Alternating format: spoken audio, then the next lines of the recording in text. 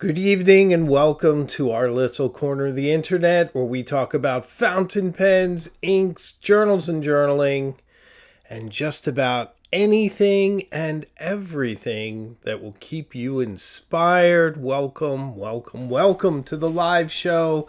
It's always a blast to join you each Tuesday night. So thanks so much for being here. I see a lot of thumbs up going up already. Always appreciate that. It also helps to alert everyone out there in YouTube land that we are indeed live this evening. My voice is much improved over last week. So with any luck, we will get through tonight's proceedings without using the mute button. But we shall see. Haven't had the cough in a while, so feeling very, very good. So welcome. And if you watch regularly, I would humbly ask you to subscribe. I'd love to have you on this journey with us. And we go to some interesting places. I do strive to keep the channel interesting and original. Those are kind of my guiding principles. And I was thinking about this today, and you hear this term, I'm sure you've heard it. Have you heard the term influencer, guys? Have you heard that one? Everyone in the comments and the chat this evening? I see a lot of the usual suspects there, like David Pearson's a lovely, lovely guy, and Sandra Harris, and Robert Koch, hello, lots of lovely people. Have you heard the term influencer? It gets bandied about the internet quite a bit. I'm not overly fond of it, certainly as it may or may not apply to myself or to me, probably a little better said. I don't consider myself an influencer. I consider myself an entertainer. I am here to entertain you. Are you not entertained? I certainly hope you are. I do try. I'm not trying to motivate you to buy anything. I'm just trying to keep you inspired and try to look at fountain pens maybe a little differently. And a big part of that is romanticizing them and romanticizing your own life, however you live it. Just to take a few minutes to indulge yourself, to kind of luxuriate in a moment that you might have with your fountain pen, maybe with someone else, perhaps even at work. I was thinking about this today as well, that I was romanticizing myself at work by bringing a pen, and I'll show you which pen I brought to work today. I actually brought two, but I only used one. So I'm still using my Lockbee pen case. It holds 4, and I generally carry 2. And I like this pen case, but I think it's far from perfect, but it's the best I have so far. So I actually think that's praise. It's the best I've found so far, because I have seen others, and this is the one I like the most. So at work today, I brought the Waterman Carene, the lovely, gorgeous amber Waterman Carene, to work today. And while I was writing with it and taking notes, I keep a ledger book at work that I take all my notes in, looking at this gorgeous inlaid nib, and I had a few moments to just contemplate it. And the fact that I'm writing with a fountain pen, I work at a bank, I'm taking notes, I'm having conversations, I have my pen out, it's beautiful, it's on the desk, the light is reflecting off of it, giving it tremendous depth. This pen has tremendous depth. And by the way, I've said this before, this is one of the bargains of the pen world. The Waterman Carene can be had for about $2.17. I think everyone should have one. I'm sure you could pick one up used. It's an absolutely brilliant pen.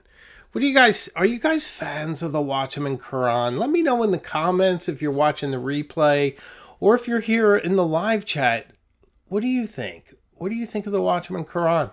I have Jaeger-Bond Eclat de Saphir in here, which is probably no surprise, but I should probably put something like Anderillium Cuttlefish in here, a nice brown, interesting ink. I like brown inks And I cannot lie. I do. So I just think fountain pens give you an opportunity to elevate your own life just a little bit more. You know, if I were at my desk with a ballpoint, a Bic crystal, and my ledger book and my meetings, would I feel as elevated, as romanticized? Maybe I'm overly, romantic, maybe overly nostalgic, but I'm okay with that. It makes me happy and it makes my life a bit more interesting. Ooh, Robin Pennell owns a Carene. Very good. James Hall. I see some folks here that are Carene people. I've jokingly called it the Carene a few times, which I think is fun. James Hall's, it's his daily carry. So my other pen, just so you know, is the Montblanc 147 Traveler in this beautiful Bordeaux color I'm still carrying. And it recently ran out of ink. And the funny part is, if you don't know this pen, and many of you probably do if you watch this channel because I talk about it enough, but it has 2 ink cartridges, short internationals that fit in here, and it's like a little sleigh, and then you tighten it, it goes in. So what's funny about it is that I've only ever drained one of the cartridges and then I just fill it up with a syringe. The other one is brand new behind it, and it's been there for probably 6 months. Hasn't budged. But this is a great pen as well. So welcome everyone. Thanks for the thumbs up. I see them flying by. Very nice. See a lot of fans of Waterman in general, like Obs, and the Carene in specific. Some people have l'essence de bleu. And I'm going to speak a bit about Waterman. I could have made Waterman the topic of tonight's live stream, but I've decided to go in a different direction because I started to do some research for this year's videos that are coming up. And in doing that, I was trying to shock my perspective a bit. My glasses are really dirty. I wish I had a microfiber, but I don't. Do I look weird without my glasses? I got some bags under my eyes. Wow. Age is a terrible thing. So, Shaq MD, we are all water persons. I like that. Indeed we are. How are you, Shaq? Nice to see you. So, I like to sort of shock myself into thinking originally, trying different creative methods, different ways of doing research. I have an interesting season lined up for you guys this year, and I think you're going to appreciate it. I hope. I don't know. I never know what's going to be popular and what isn't on YouTube. I wish I did. I feel like it would make me a little bit more effective in how I make videos, but then I'll also have to say that sometimes your most popular videos don't do much for you in the long run, in a way. And it's because sometimes things become popular for odd reasons, and sometimes the things that aren't popular really endear you to the people that they're meant for. And I'm specifically referencing the video I made last week on Venice. And I picked the perfect fountain pen for Venice. I told the history of Venice, how it was founded, the Venetian Republic, how it was absorbed into Italy, and a few of the phases in between. Talked a bit about Venetian architecture, how the different buildings were built on Venice. I talked about the fountain pen, did a review of it. I did a little bit of a travel vlog for myself since I was there in early November. And I did all this in around 15 minutes. So it was a very ambitious video. It was my poorest performing video in a long time, which, makes me a little sad because it's very personal to me. And, it's one of those times when I have my finger hovering over the delete button for my entire channel.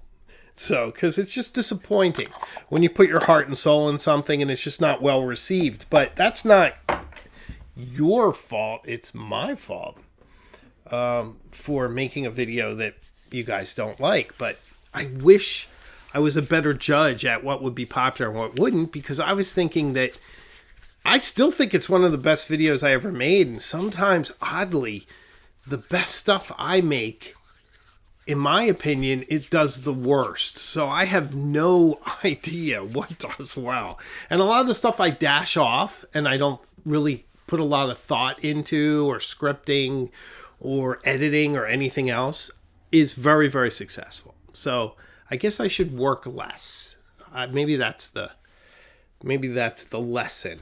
And I think of videos like cross-writing, which is my most successful video. I've never had a video go viral, as you guys know, but that was probably my most successful video. I didn't think at all about that one. I just did it. And the one I just did on the handwriting library, I didn't put a lot of thought into that. I just wanted to share something with you guys. So maybe I'll mix it up with that kind of stuff a bit more, because editing videos like the Venetian one, that was hard. It's very personal. There's a lot of like my heart and soul into it, and a lot of different cuts, and maybe I do it to no great effect. I don't know. But let me just say, if you haven't watched last week's video on Venice, then please do. It would make me very happy if you did. Thanks. I know that's a bit unvarnished, but I want to share a lot of who I am and how I feel with you guys, and I just think it's important. And it's a tough thing making videos, and I can make an analogy maybe with people who make films, and you're sure that your movie is going to be a big hit, and sometimes they just don't find an audience. It's just how it is. I mean, even a film like that I love, like Highlander, did terribly in the theaters, and it's so great. Or Big Trouble in Little China, one of my favorite movies. So you just can't always tell. It's just how these things break. So, but do watch it if you would. It would certainly make me happy, and if you do watch it, leave a comment so I know you did. I'd appreciate that. And if you saw it, let me know in the chat that you saw it. I'd appreciate it. So, before I get into our main topic this evening, which is on the controversial topics of fountain pens. And what that is I'm doing research on some ideas for videos this year. And I did some Google searches and things. I tried to find the most controversial fountain pen topics I could find. And I think for our space, they're probably not shocking, but some of them would lead to some really good videos and discussions. And these are ones I'm going to ruminate on and have kind of an original take. And at some point, you'll see bubble up onto the channel. So that's what I did for this evening, which I think you'll like. So yeah, if you can watch This Fountain Pen Captures the Soul of Venice from last week, I'd appreciate it. So what is this week's video coming out this Thursday? It's kind of interesting, and I'm going to tell you a story that I hope you find interesting. And that is that I really tried not to purchase any fountain pens between November, when I was in Italy, until May, when my Montblanc Wes Anderson fountain pen is due to arrive. I was going to try to not purchase nor accept very many fountain pens. I didn't know how long I would hold off. And that's roughly 8 months. So I guess I held off for about 3 months, which you gotta admit, guys, and seriously, let me know in the comments what you think, because you've heard me talk about this, right? You heard me. You heard me mention how I wasn't going to buy any pens. When you heard me say that, how long did you think I would make it? I bet it was weeks and not 3 months. So I'm pretty happy that I made it 3 months. I made it through Christmas. But I haven't made it any further than now. So part of the reason is that a lovely member of this channel sent me an absolutely brilliant fountain pen. And it actually worked as kind of a distraction from these fountain pens. One was a Mont Blanc and one was another pen that I really, really wanted and had a really tough time not buying both. And of course, part of it, Debbie Pogorski says 5 minutes. She thought I was going to make it for 5 minutes. Lady Manx said, yes, we didn't believe you. 4 weeks. I wouldn't believe me either. Kaylee says held off 3.5 minutes. So yes, I don't blame you guys. I don't blame you at all. I completely agree. I didn't think I'd make it 3 months. A lovely member of the channel sent me a pen that helped. Probably bought me another month because there was 2 pens that I really wanted to buy. So long story shorter, still kind of long, but I did a video about why I chose this affordable fountain pen over a Mont Blanc. And I recorded it, and I put it in the regular lineup, which would have aired around March 1st, late February. Well, then I bought 2 pens, and one pen is coming to me from a very good friend. So then I realized that video, it will be out of date by the time it airs. So it was perfect video, but I guess it had an expiration date because as soon as I buy a pen, then it's no longer a distraction. So I've decided to move that up to Thursday. So the why I chose this affordable fountain pen over a Mont Blanc is now airing Thursday. And it's because I bought some pens. So I can't really say it held me off from buying pens. It did when I made it 2 weeks ago. It was telling the story of how it stopped me from buying pens at Christmas. But yeah, I've bought pens. So, but it's a fantastic video, and I think you guys are going to love it. I think you're going to love it. So check it out this Thursday. And the video that was going to air Thursday will now air next week. And that video is called Snakes on a Pen. Yes, snakes on a pen.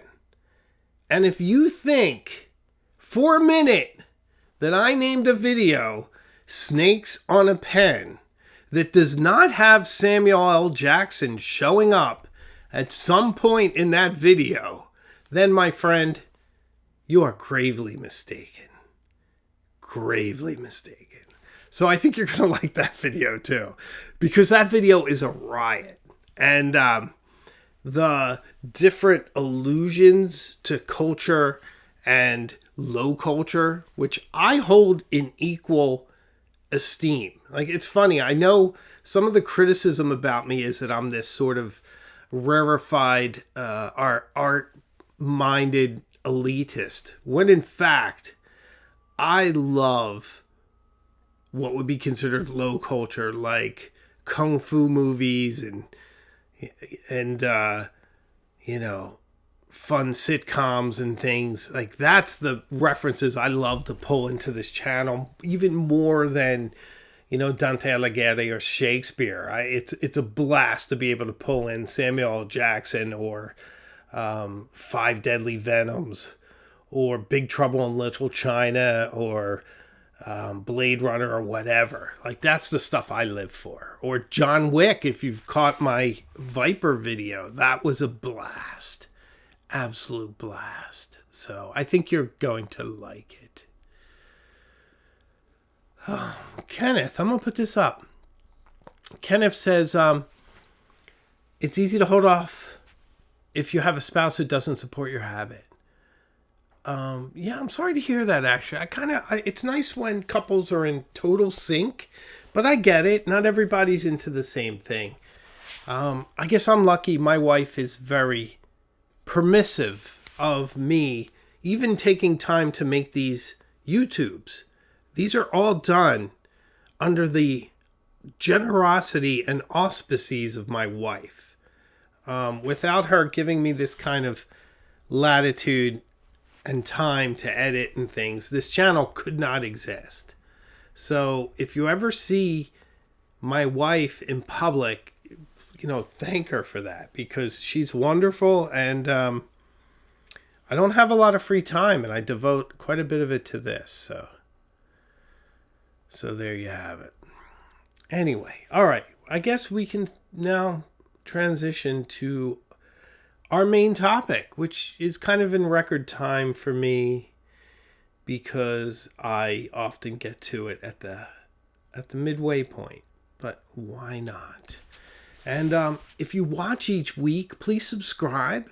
And if you want to support the channel even more and help keep the lights on, the lights are burning bright. In fact, you can see my ring light, my glasses, which means I put it in the wrong spot. But if you want to help keep the lights on, then consider becoming a member of this channel. We're still doing the Pen Pal group. We're having a blast with that. I put blooper reels behind the scenes. I just put one up recently. There's a bunch of videos from before too. Historically, they're starting to build up over time, which is very, very nice. So being a member is a fun way to make some friends and to get more involved in the Hemingway Jones channel. So consider it. I got really behind on some of my letters, but I've been wading through them and getting some out. So just be a little patient with me, guys, because my private time, my leisure time is getting smaller and smaller as my work career expands. My work career is going swimmingly.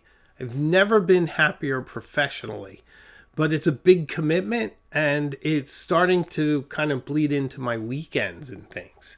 So there you have it. But all is well. All is well.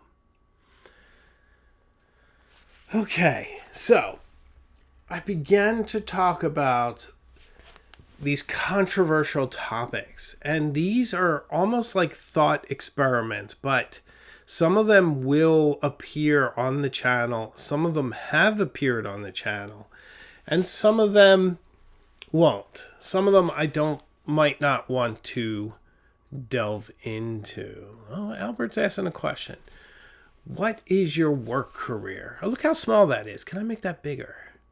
I don't know. I'm going to try to make... Oh, yeah, I think... There we go. Look at that. I'm making that bigger. Can you guys see that on the screen as it gets bigger?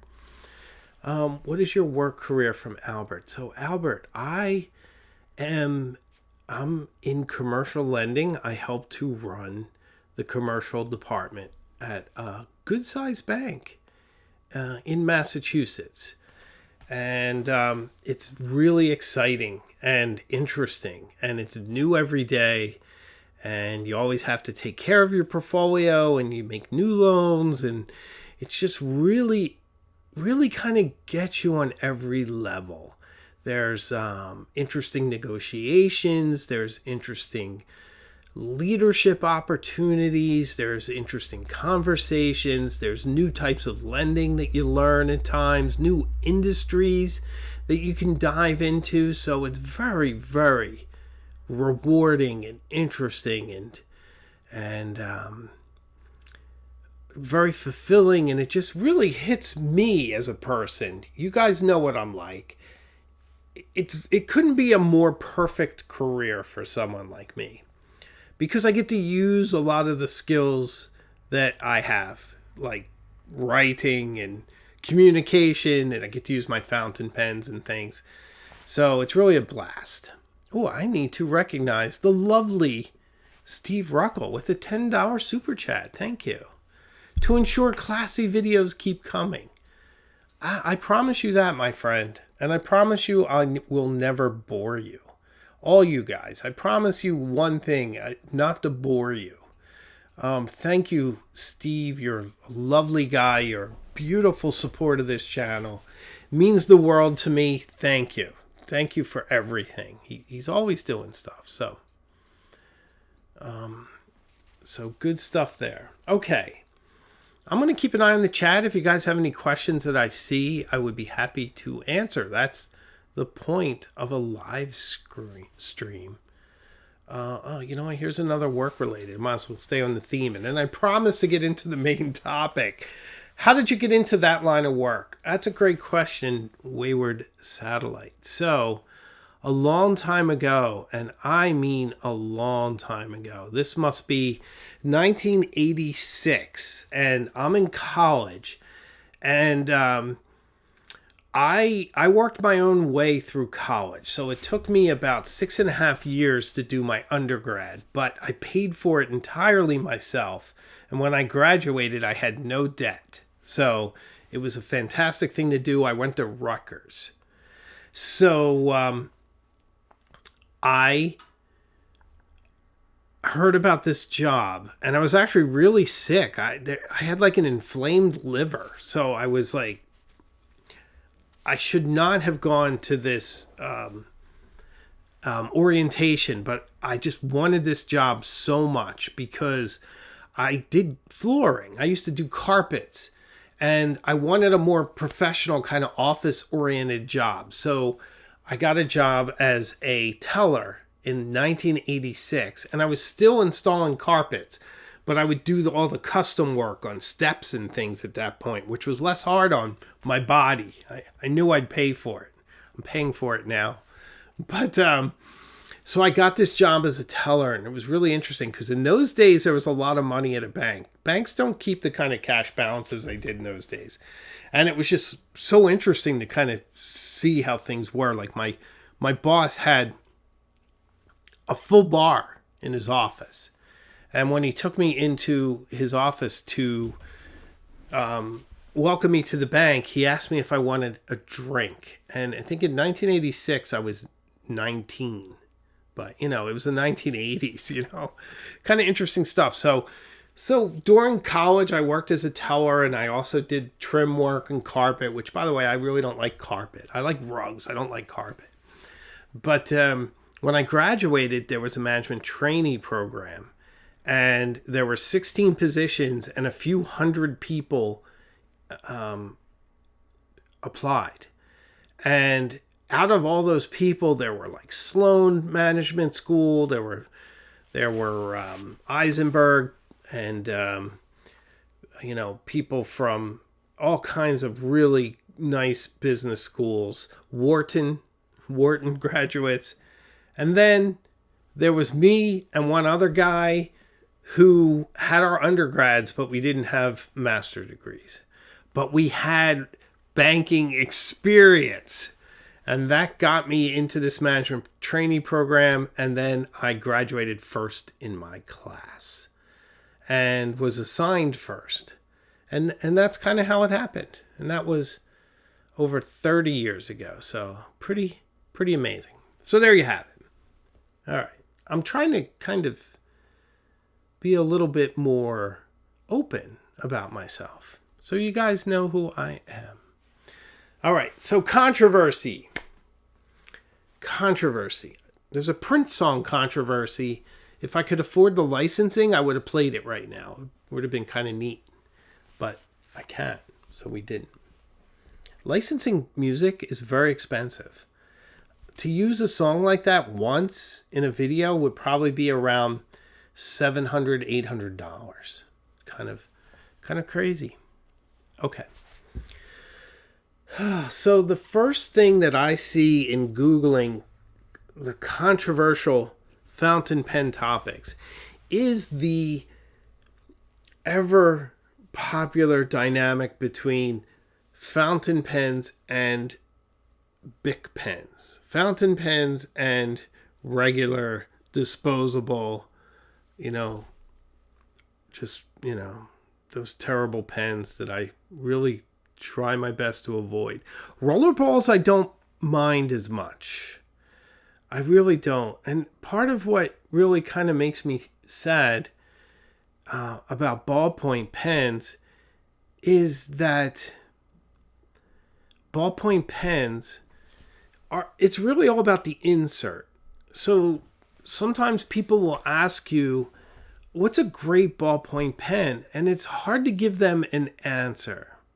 But it also helps to clarify some of your thoughts about what you like about a fountain pen.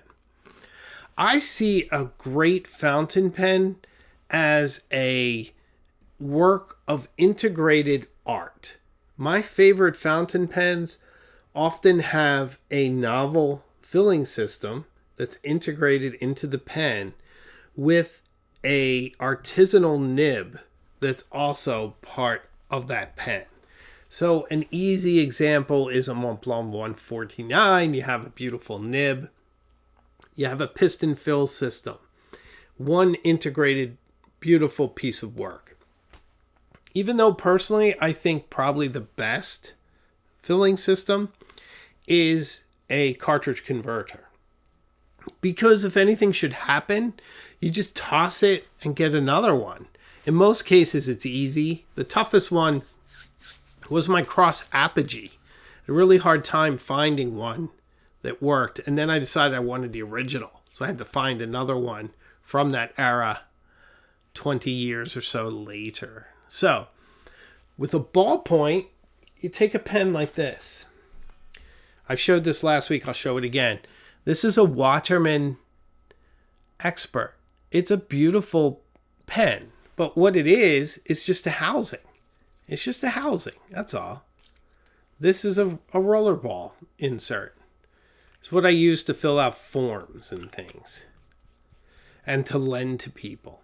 I could take this rollerball insert and put in a ballpoint insert. It doesn't matter what the pen is. But this pen happens to be a nice housing for one. But that's all it is. It's not integrated. The ballpoints, the rollerballs, it's all about the inserts. And some of the gel stuff is really nice. The Waterman ones are nice. But it doesn't matter. They're all the same. So imagine spending $600 for a Montblanc ballpoint pen. And you just put a ballpoint insert. It's the same one as a Bic Crystal, basically. It's not much different. It's kind of sad, right? But so which one is better? I mean, to me, I can make a value judgment for myself that I prefer a fountain pen that's integrated. Even this one. I would take this one over the Expert. The mighty Waterman Phileas. The mighty Phileas Fogg fountain pen. Love it. Love it. Too much. So, but it is a controversial topic that fountain pens are superior to ballpoint pens. Could I argue that ballpoints are superior? I would have to argue it, and you guys know that I like to be the devil's advocate, and I do that in a lot of my videos, like, is it worth it? Yes, 5 reasons yes, 5 reasons no. And sometimes I'm making disingenuous arguments because it's like, I don't actually feel that way. But I can kind of apprehend that kind of thought, and I think that something like a Bic Crystal, I could argue, is very democratic. It allows you to write. You can get it for free. It's kind of like coffee, right? Coffee's free everywhere, but we'll spend $7 for it sometimes. Why do we do that? It's a value judgment. You could walk into any bank lobby and make a cup of coffee for yourself. Virtually every bank in the country will just give you free coffee. A lot of other offices too.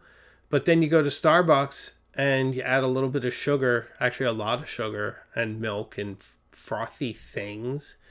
And now you're giving them $7. Or me giving Dunkin' Donuts $3 for my black coffee. It's kind of interesting. So, it's democratic. It's out there for free. You can write with it. The Bic crystal itself, if you remove the fact that they end up in waste fills and landfills and all that, and you look at it, it's kind of pretty in its way. It's got a certain crystalline look to it. But if you're used to writing with fountain pens, as I'm assuming we all are, I bet there's no one watching that's never written with a fountain pen. But if you are, I'd love to know who you are, and please say hello in the comments or the chat, because that would be great if you're watching this and you're not a fountain pen user. It'd be fantastic. But do you guys find this, that if you write with a regular ballpoint, it feels really unstable? It feels like it sort of bends in your hands, like it's not stiff enough. Do you experience this too? If it feels too small and wiggly, that's how I feel when I use them. It's very uncomfortable. Very uncomfortable. Oh, David Pearson's the lovely super chat. Thank you, my friend. I really appreciate it. $5. You're keeping the lights on, my brother. Thank you. I realize with one possible exception, my collection is a good one. We need to appreciate and enjoy the pens we have before getting more. Your thoughts. I have thoughts. That could be another controversial topic. Let's make it, David. And thank you so much for your generosity and for being here. Let's make another topic controversial. You don't need any more pens. You really don't. You can choose to, but you don't need any more. I know all of you have pens, and when I say you, I really mean me, okay? This is a rhetorical device, so don't feel called out. I'm not telling you actually what to do or not to do. Buy whatever you like. I'll celebrate it with you, trust me. And I'll be a hypocrite myself and say I'm not buying anything and then tell you what I just bought. We know that. That's a given. But let's just say, for me, okay? The Waterman Phileas again. This is the only fountain pen you really need for the rest of your life. This thing is brilliant. Very inexpensive when it came out. I think it was $35 when it came out. The funny part is, these usually sell now. If you see them on Peyton Street Pens or even on eBay, they sell for around $60. So you could even say that they were a great investment, which is amazing because fountain pens really aren't so much, right? But so here we have this absolutely brilliant $35 pen that punches way above its weight. It looks like a $300 pen. Oh, I have ink in here. That's great. Yeah, that's right. I was writing with this recently. I forgot. I have a bad habit of forgetting it, and then I write on my hands. But this, absolutely brilliant. I could use this for the rest of my life. It's that good. The Lamy 2000, the Pilot Custom 823, the Montblanc 149, the Lamy Safari, the Montblanc 146, the Sailor 1911L, the Visconti Homo Sapiens. These are all pens you really could focus on. And more. You could focus on those for the rest of your life. You really don't need anything else. But it's fun to buy more, isn't it? S. Lewis, $5 super chat. Thank you. I have fountain pens, ballpoints, and mechanical pencils galore. You know, there's a big mechanical pencil contingency out there, and I love it. S. Lewis, thank you for your generosity and for the super chat. I appreciate it greatly. I just bought a box of Blackwing sketching pencils for the family to sketch together, and then I went into downtown Concord and got a very nice pencil sharpener to keep them nice and sharp so we can sketch and sharpen. There's a beautiful art shop in Concord that I adore. I bought my daughter the most perfect gift. Perfect for her. She loves art. She loves to draw. Are you familiar with a kneaded eraser? It's a fantastic invention. I did a lot of charcoal drawing when I was a child. I was very much into art. And it's an eraser that's almost like a lump of Play-Doh. And you can make it whatever size you need to erase small, or you can use it like a rolling pin almost and erase large. It's brilliant. And then you can just sort of move it around and it sort of cleanses itself. And you need it. And you need it. I need that eraser, but then you need it too. And it's brilliant. And I knew my daughter would love it. And I bought her two. I usually buy kids, if it's an expensive thing, you buy them two because they might mess one up and then you have another one. But she adores it. She is so over the moon with that eraser. So if you don't have a kneaded eraser, everyone, go to your local art shop and buy a kneaded eraser. They are so awesome. Robin Pennell says they're calming. I can see that. I can see them being calming. But definitely a great tool for a kid and certainly a lot of fun for an adult. So there you have it. There you have it. Paul David's funny.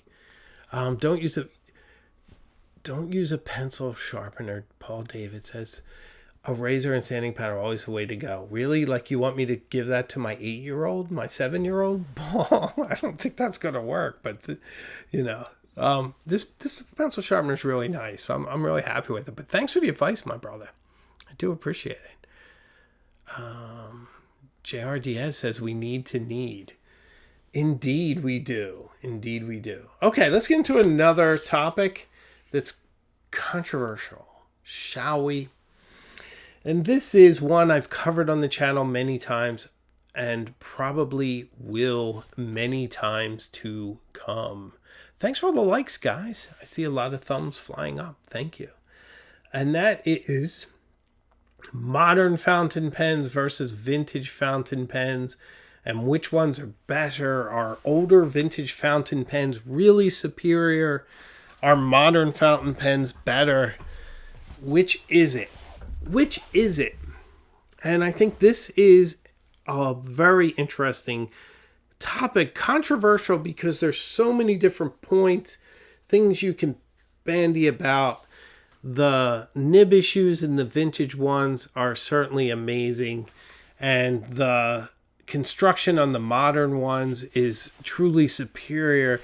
There's a lot of different things that you can argue there, and I think it is kind of a controversial topic, and I think it's a lot of fun to do thought experiments, and especially some things with specificity like nibs, comparing vintage flex nibs with modern flex nibs and things like that. Now, certainly the manufacturing processes have grown and developed and been more interesting. So I am always going to be speaking about something on that topic because I have a lot of thoughts. And I did do a video recently that you will be seeing where I take on whether or not vintage pens are truly superior to modern pens. And I'll also say that I still feel that I don't cover vintage pens enough on this channel. And I'm going to incorporate more. I have a very special pen coming to this channel, and it is vintage. And it's like nothing else I've seen before. And I cannot wait to create with this a video and show it to you. It is very unique. Very, very unique. And it ties back to Venice once again. So that is on its way to me from Italy. So I think you're going to enjoy it. So that's coming. And much more on vintage pens as we move along. Very controversial. Here's another one, and this is another thing I cover on this channel fairly often. And I also want to say, guys, subscribe if you've been watching. I want to remind you, please subscribe. I'd love to have you on this journey with us. And become a member if you'd like, if you want to help keep the lights on and get into the Pen Pal group. It's a lot of fun. Kaylee says, true, HJ, you should consider vintage more often. I should. I usually cover them like once or twice a year, and I don't think that's enough. But this year, I think, is the year you're going to see some different takes. For one thing, I need to do the second part of my fountain pen icons series. So I'm writing that currently. So that's going to come out. And it's going to be very much vintage pen weighted. And then the pen I was just speaking about, wait until you guys see it. You won't believe it. It is epic. Epic. Different. Interesting.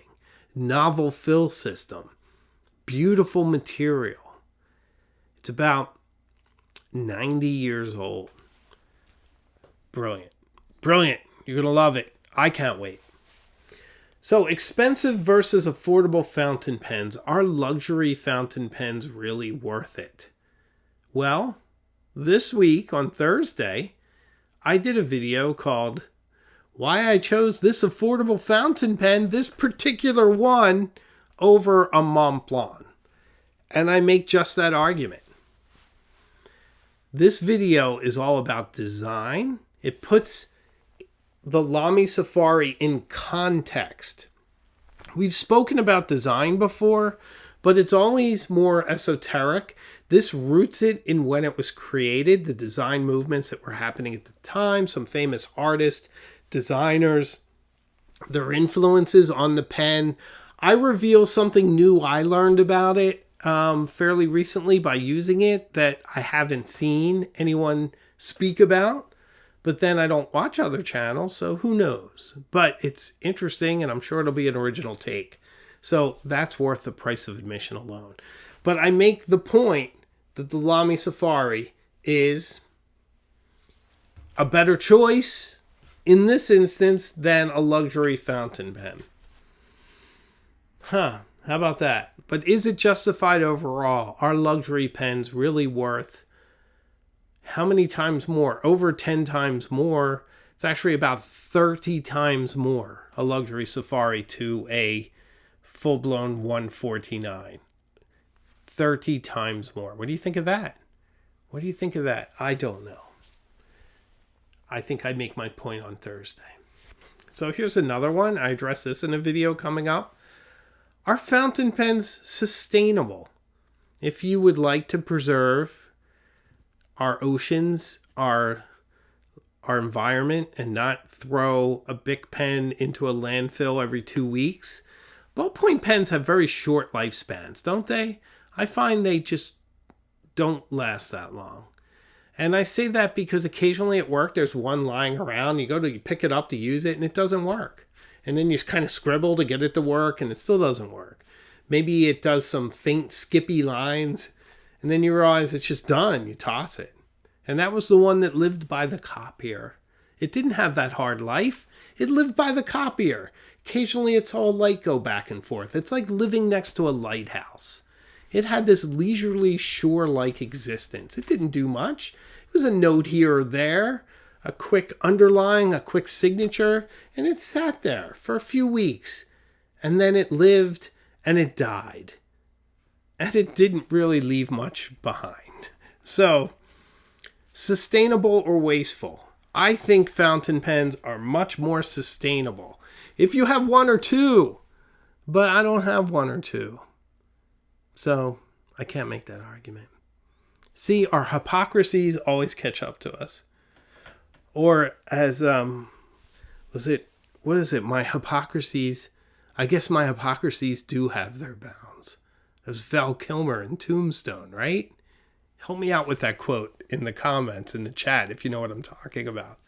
You know Val Kilmer in Tombstone, right? I'll be your Huckleberry. So there you have it. You know what's not on this list and should be? Post or not to post. Very controversial. I was such a dedicated poster. I would have welded a cap onto the back of a metal barrel if I had to post it. I would have taped one on. I would have done whatever it took to post a pen. Now I hardly ever post a pen. I like holding it in my hand. Kaylee says, I think you still can make the argument. Yeah, I think I can. And I do. You know, I even make arguments that I don't necessarily agree with sometime if I think it's a good argument. So I think there's balance there. Here we go. Limited edition fountain pens. Are these smart investments or just a gimmick to get you to buy? You know, that's a tough one because in what I see, a lot of limited edition fountain pens do end up gaining value. But I never consider fountain pens as an investment. I've always felt that fountain pens become vulgar if you think of them as investments. It's kind of why I hate all those super expensive ones. And I know I just spent $2,600 on the Wes Anderson fountain pen from Montblanc. And that's the most I've ever spent on a pen. And I hope it's the most I ever spend on a pen. And I will also say, because I want to be perfectly honest with each and every one of you, that part of the reason why I did it was, well, it'll be great for the channel. I can do a video on it. And if it's terrible, I'll just sell it and I won't lose any money on it. Because I probably won't. It's probably limited edition.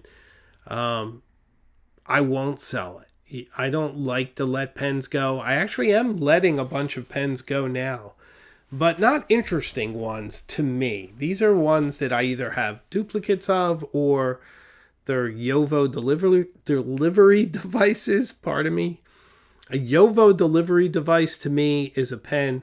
It's rather uninspired, except that it has off-the-shelf nib on it.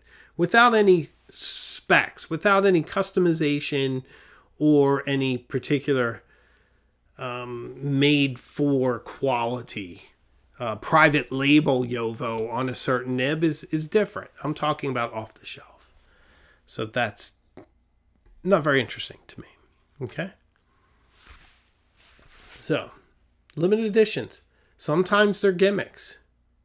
Do you really need a terracotta Lamy Safari? Yes. And I make that point on Thursday. And now I really need a Savannah Green.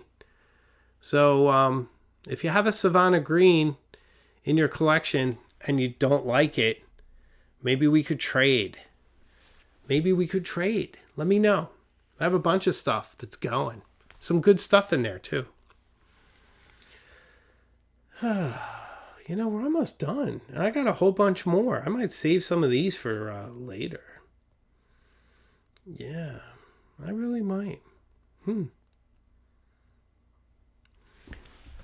I will leave you with this one. Is penmanship still relevant in 2024? That's a controversial topic. I get into that a lot. I have just done. Yeah, it's okay.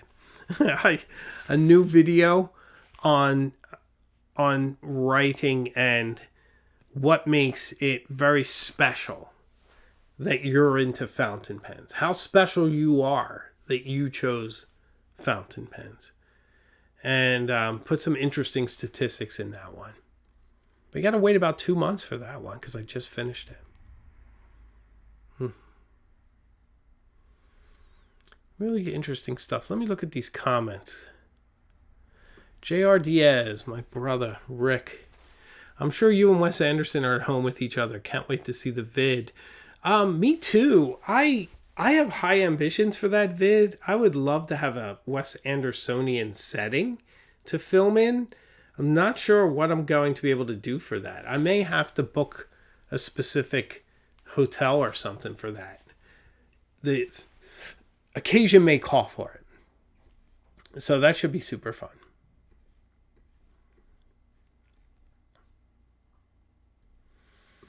Phoebe. Penmanship is very relevant. Always should be. I agree. I have my daughter writing. She can sign her name. She's 7. Tom Sheehan, your recent pen purchase cost more than my mortgage. Mine too, Tom. My mortgage is cheap as well. I'm very glad I bought this house when I did, and my mortgage rate is so low that it's cheaper than cash. It's better for me to have this mortgage than to just have the cash. It's that low. I refinanced when it was at its lowest, which is below the rate of inflation. So borrowing that money is cheaper than the value my money loses just sitting somewhere at the same amount. Isn't that fascinating? That's how money works, though. Finance is a wonderful thing. Lady Banks. One needs to handwrite cards. Care and sympathy, so I don't believe it's going to always be around. So I do believe it's going to always be around. I hope so, Lady Banks. And lovely cat pics you sent me recently. Thank you for those. I love cats. I have a cat. She doesn't make it into a lot of my videos. I am trying to feature her more, though. And that is Ophelia.